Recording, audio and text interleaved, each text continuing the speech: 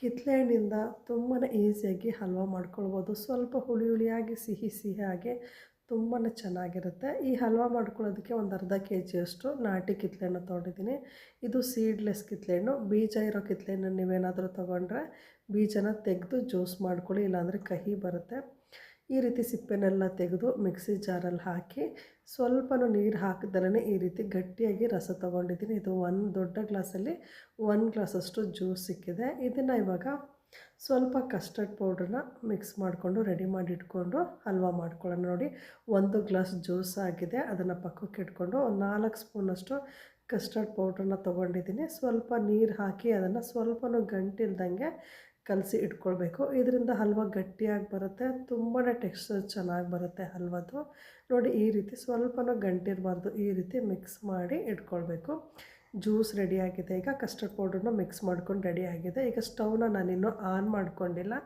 ದಪ್ಪ ತಳ ಇರುವಂತಹ ಪಾತ್ರೆಗೆ 1 ಗ್ಲಾಸ್ ಜ್ಯೂಸ್ ರೆಡಿ ಮಾಡ್ಕೊಂಡಿದ್ವಲ್ವ, ಅದನ್ನು ಹಾಕ್ಕೊಂಡು 1 ಬಟ್ಲಷ್ಟು ಸಕ್ಕರೆ ಹಾಕ್ಕೊಂಡಿದ್ದೀನಿ. ಕಸ್ಟರ್ಡ್ ಪೌಡ್ರು ನೀರನ್ನು ಮಿಕ್ಸ್ ಮಾಡಿ ರೆಡಿ ಮಾಡಿ ಇಟ್ಕೊಂಡ್ವಲ್ವ, ಅದನ್ನು ಪಾತ್ರೆಗೆ ಹಾಕ್ಕೊಳ್ತಿದ್ದೀನಿ. ಈಗ ನಾನು ಸ್ಟವ್ನ ಆನ್ ಮಾಡಿಕೊಂಡು ಸಣ್ಣ ಊರಿನಲ್ಲಿ ನಿಧಾನಕ್ಕೆ ಸ್ವಲ್ಪನೂ ಕೈ ಬಿಡ್ತಿರೋ ಥರ ತಿರುಗಿಸ್ಬೇಕು. ಎಲ್ಲಿವರೆಗೂ ನೀವು ಕೈ ಬಿಡಬಾರ್ದಂದರೆ ನೋಡಿ, ಈ ಹದಕ್ಕೆ ಹಲ್ವಾ ಬರಬೇಕು, ಅಲ್ಲಿವರೆಗೂ ನೀವು ಕೈ ಬಿಡಬಾರ್ದು. ಈ ಹದಕ್ಕೆ ಬಂದಮೇಲೆ ಅಂದರೆ ಸ್ವಲ್ಪ ಗಟ್ಟಿ ಆದಮೇಲೆ ಅದು ತಳ ಹಿಡಿಯಲ್ಲ, ಜೊತೆಗೆ ಗಂಟು ಆಗಲ್ಲ. ಈಗ ನೀವು ಉರಿಬೇಕಿದ್ರೆ ಹೈ ಮಾಡಿಕೊಂಡು ಒಂದು 2 ನಿಮಿಷ ಕೈ ಬಿಟ್ಟು ಸಹ ತಿರುಗಿಸ್ಕೊಳ್ಬೋದು. ನೋಡಿ, ಈ ರೀತಿ ನಿಧಾನಕ್ಕೆ ಬೇಯಿಸ್ಕೊಳ್ಬೋದು.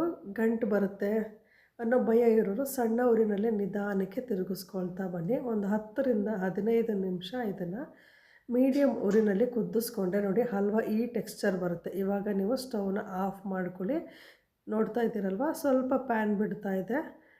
ಹಲ್ವಾ ತೆಗೆದು ಮೇಲಿಂದ ತೆಗೆದು ಹಾಕಿದ್ರೆ ಸ್ವಲ್ಪ ಗಟ್ಟಿಯಾಗಿ ಆಗ್ತಿದೆ. ಅಲ್ಲಿವರೆಗೂ ನೀವು ಇದನ್ನು ಕುದಿಸ್ಕೊಳ್ಬೇಕು. ನೋಡಿ, ಈಗ ಒಂದು 10ರಿಂದ 15 ಸಮಯ ಆಗಿದೆ. ಈಗ ಸ್ಟವ್ನ ಆಫ್ ಮಾಡ್ಕೊಂಡಿದ್ದೀನಿ.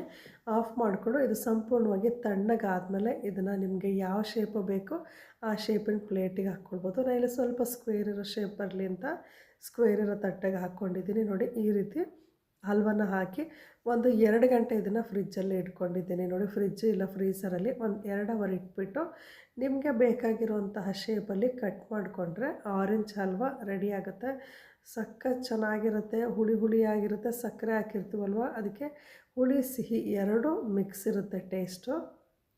ಮಕ್ಕಳಿಗಂತೂ ತುಂಬಾ ಇಷ್ಟ ಆಗುತ್ತೆ. ಈ ಬೇಸಿಗೆ ಟೈಮಲ್ಲಿ ನೀವು ಈ ರೀತಿ ಮಾಡಿ ಒಂದು ಏರ್ ಟೈಟ್ ಬಾಕ್ಸ್ಗೆ ಹಾಕಿ ಫ್ರೀಸರಲ್ಲಿ ಇಟ್ಕೊಂಡ್ರೆ ಯಾವಾಗ ಬೇಕಂದ್ರೆ ಅವಾಗ ಹಲ್ವಾ ತಿನ್ಬೋದು. ಇದರಿಂದ ಜ್ಯೂಸ್ ಮಾಡ್ಕೊಂಡು ಬೇಕಿದ್ರೂ ತಿನ್ಬೋದು. 1-2 ಪೀಸ್ ಹಲ್ವಾ ಜೊತೆಗೆ ಸ್ವಲ್ಪ ಹಾಲು ಹಾಕಿ ಮಿಕ್ಸಿನಲ್ಲಿ ರನ್ ಮಾಡಿಕೊಂಡ್ರೆ ಜ್ಯೂಸು ಸಹ ಆಗುತ್ತೆ. ಈ ರೆಸಿಪಿ ಇಷ್ಟ ಆದರೆ ವಿಡಿಯೋ ಲೈಕ್ ಮಾಡಿ, ಶೇರ್ ಮಾಡಿ. Thank you.